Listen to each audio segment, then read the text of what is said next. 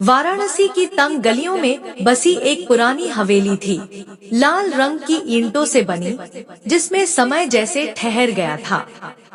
उसी हवेली में रहता था आरव, एक लेखक जो पुराने समय की कहानियों में खोया रहता था।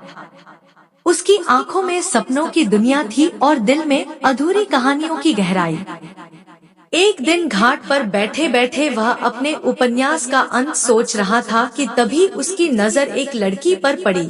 सफेद सलवार कुर्ते में, गीले बाल और आंखों में गंगा जैसी शांति। उसका नाम था अन्वी।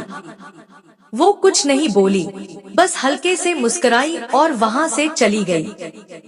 लेकिन उस मुस्कान ने आरव के दिल में तूफान ला दिया। उस दिन के बाद अन्वी उसका ख्वाब बन गई, एक ऐसा सपना जो उसने आंखें खोल कर देखा। घाट पर अक्सर दोनों की मुलाकातें होने लगी। बातों का सिलसिला किताबों से शुरू होकर चाय के स्वाद तक पहुंच गया।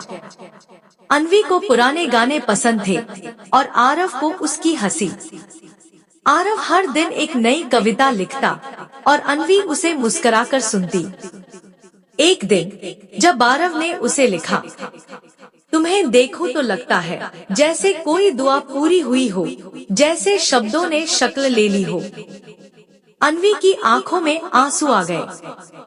उसने कुछ नहीं कहा, बस उसके हाथ को थाम लिया। वो पल एक साधारण दिन में छुपा हुआ चमत्कार था, लेकिन हर कहानी की तरह उनकी कहानी में भी एक मोड़ आया। अन्वी का परिवार वाराणसी छोड़कर दिल्ली जा रहा था। कारण था पिता का तबादला और एक तयशुदा रिश्ता। मैं मजबूर हूँ आरव, अन्वी ने कहा। मैं चाहती हूँ कि ये वक्त यहीं ठहर जाए, पर मैं नहीं रोक सकती इसे। आरव चुप रहा। उसकी कलम भी उस दिन चुप थी। उसने उसे अलविदा नहीं कहा, क्योंकि उसे यकीन था कि अगर उनका प्यार सच्चा है तो किस्मत जरूर उन्हें फिर मिलाएगी। साल बीत गए।